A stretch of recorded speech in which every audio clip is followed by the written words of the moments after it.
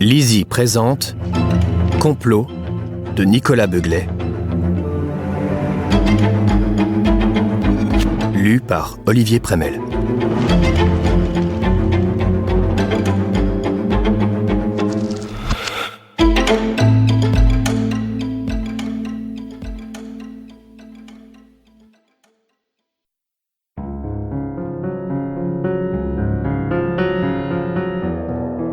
Chapitre 1. Jeudi 6 décembre 2018.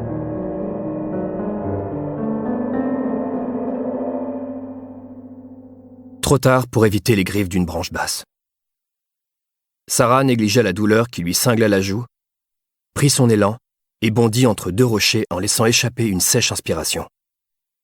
Elle gagna le sommet de la butte rocailleuse en 3 souffles et relança sa rapide foulée, ses cheveux noués fouettant sa nuque de plus belle. Profitant du sentier dégagé qui sillonnait entre les arbres, elle jeta un bref coup d'œil par-dessus son épaule. Un homme émergea à l'instant même du talus rocheux, son regard ciblé sur elle. D'instinct, elle chercha vainement son HK-30 à sa cuisse pour tirer, avant de reprendre sa fuite dans une puissante accélération. Le chemin grimpait vers le point culminant de l'île et elle fut éblouie par les faisceaux argentés du soleil couchant. Un bras protégeant son visage de l'aveuglante lumière et des branchages qu'elle ne prenait plus le temps d'esquiver, elle distingua l'irrégularité du crépitement des feuilles mortes sous ses pas. Il y avait 2 mesures de trop. Son poursuivant la talonnait. Elle faillit solliciter un peu plus son cœur pour accélérer sa course, mais l'île était de toute façon trop petite pour qu'elle puisse semer qui que ce soit. Alors, autant tenter l'effet de surprise. Elle diminua subtilement son allure et pivota au moment où elle sentit qu'il tendait la main vers elle pour la saisir. Elle s'empara de son bras et le fit chuter à terre, sur le dos. Sa poitrine se soulevant au rythme d'une respiration maîtrisée, Sarah le toisa d'un air menaçant avant de lui sourire, les coins de sa bouche se plissant avec malice. Bouillant de chaleur dans sa tenue de sport, une haleine sonore d'épuisement émanant de sa gorge avec la régularité d'un soufflet, Christopher parvint tout juste à opiner du chef pour reconnaître sa défaite et fit signe à Sarah de s'allonger à côté de lui. Une main sur la hanche, elle secoua la tête de dénégation. « C'est la Norvège ici, mon chéri. Pas ton petit hiver parisien. Si on reste sur ce sol glacé, on va choper la crève. » Christopher lui fit comprendre qu'il avait néanmoins besoin de quelques secondes de récupération. Sarah s'amusa de le voir vaincu et se hissa d'un bond leste sur un rocher plat. Désormais au faîte de l'île, elle contempla le paysage qui s'offrait à elle. L'îlot de Grimsøya, sur lequel ils avaient emménagé la semaine précédente, se traversait en moins de 10 minutes à pied et n'abritait pas plus de 45 maisons disséminées à l'abri des indiscrets, parmi l'abondante végétation d'épicéas et de bosquets au feuillage persistant. Aux abords du rivage rocheux blanchi par l'écume, elle distingua quelques rares bateaux à moteur amarrés au ponton des propriétés. Seul moyen d'accéder à leur île depuis Oslo. Et même si la traversée ne durait qu'une poignée de minutes, Sarah se sentait loin de toute civilisation. Sur cette réserve de verdure où broutaient quelques chevaux dans des prés tapissés d'herbes fraîches et où s'épanouissait une faune de chevreuils et de renards, il lui semblait être une naufragée abandonnée de son plein gré sur les terres d'un nouveau monde.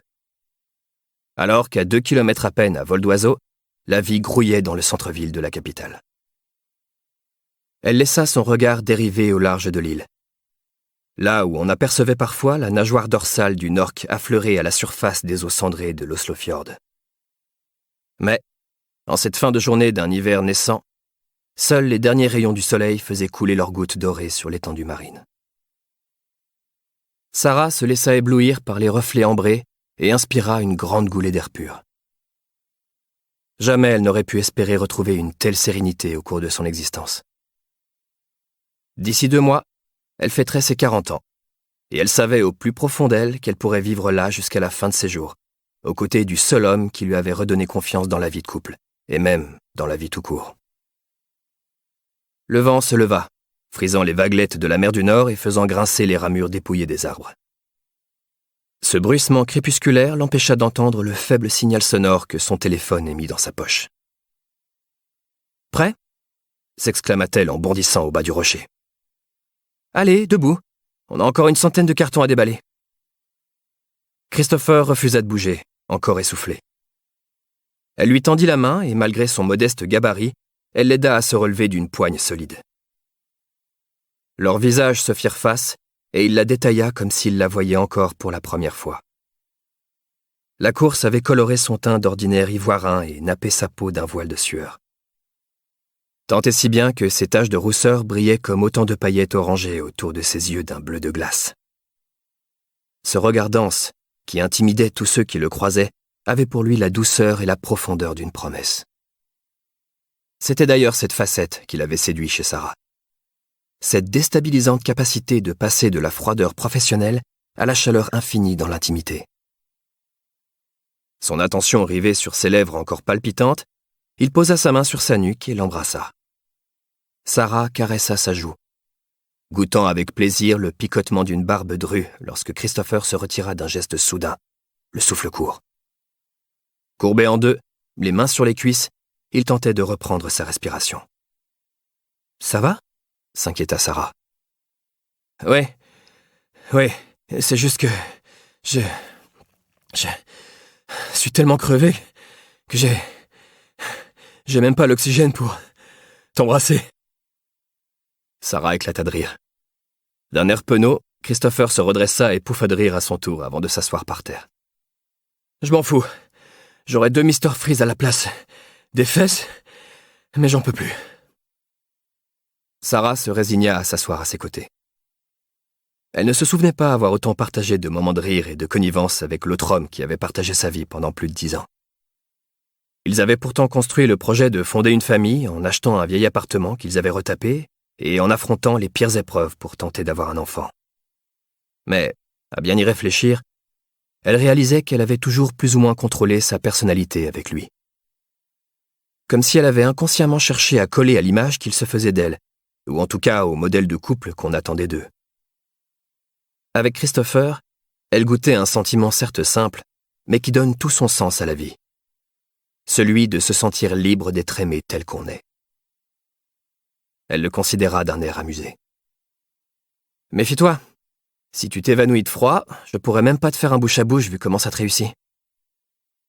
Les gens avec qui tu bosses savent que tu fais des blagues ? Non, mais parce que ce serait intéressant de voir comment ils réagissent. » Sarah sourit d'un air embarrassé et baissa la tête. Chaque chose a sa place. Ouais, je sais. Et je sais aussi que tu as raison. Mais je suis tellement heureux d'être avec toi que parfois j'aurais envie que tout le monde prenne conscience que tu es une femme incroyable. Même en dehors de ton travail, je veux dire. Sarah détacha ses cheveux qui formèrent un léger rideau roux sur ses épaules et posa sa tête sur l'épaule de Christopher. Les seules choses qui comptent vraiment, c'est toi, Simon, ma famille et les victimes dont j'ai le devoir de retrouver l'assassin. Ce que les autres pensent n'a aucune importance. Christopher approuva d'un hochement de tête en s'attardant sur les traces de brûlure autour de son œil droit et les premières rides qui plissaient son front, témoin, s'il en fallait, de la gravité avec laquelle elle avait traité chacune de ses affaires. À propos de victimes, j'ai rêvé tout à l'heure ou t'as cherché ton arme pour me tirer dessus quand je suis arrivé en haut de la butte ? Sarah chassa le flot de pensées angoissantes qui brouillaient subitement son esprit et répliqua sur un ton badin.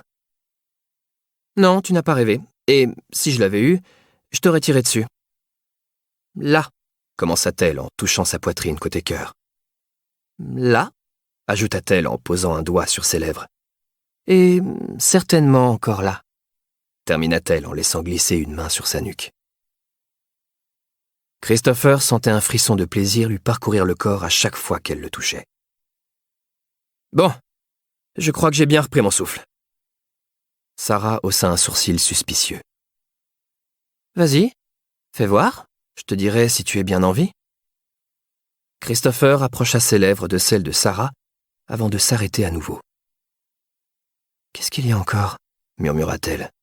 « On nous observe. »